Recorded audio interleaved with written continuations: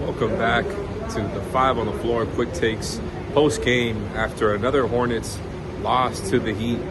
For the Heat to beat the Hornets 2 straight times, it's kind of a big deal. Like, I feel like they never do this historically. This is a team that has given them trouble in the regular season.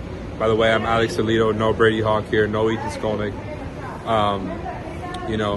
And for them to kind of, I feel like, not really play their game. Obviously, they're already missing Bam. They're already missing Tyler, missing Highsmith.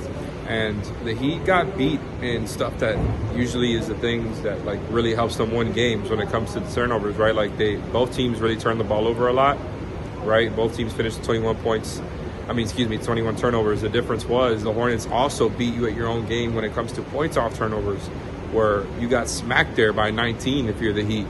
The difference was the Heat were able to grab more rebounds. I think I rebounded them by like 16, which is not usually a strength like that, where you're out rebounding a team by that much for the Heat.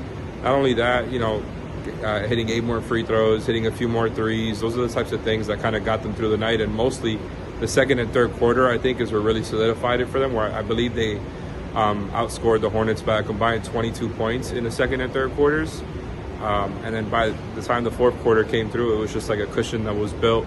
Didn't need to bring Jimmy back into the game, and that's usually the indicator of whether or not a game is going really, really well for them. So it was cool for Jimmy to get some rest on the first night of a back-to-back.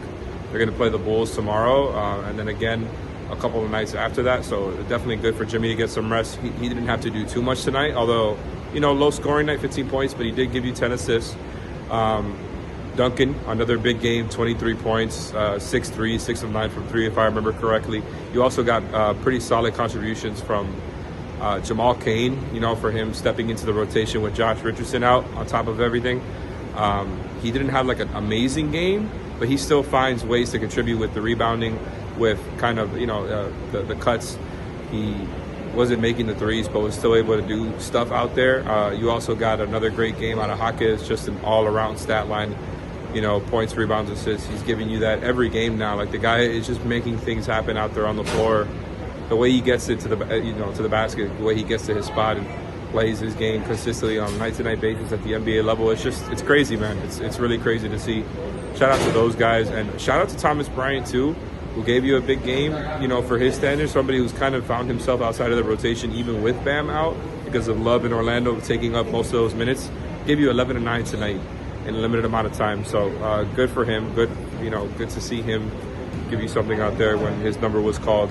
And a big night for Kyle Lowry, 17 points, man. I just saw him and Jimmy speaking out there. Those guys are still great friends. The vibes seem to be up right now. His team knows they're pretty good.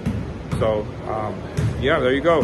The Heat beat the Ish Smith-led Hornets twice in a row. I mean, what an accomplishment. But in all seriousness, check out the new Five on the Floor. Heading your way in a few minutes up on all the podcast feeds. Check out our Discord, which the link is in the description of every Five on the Floor episode.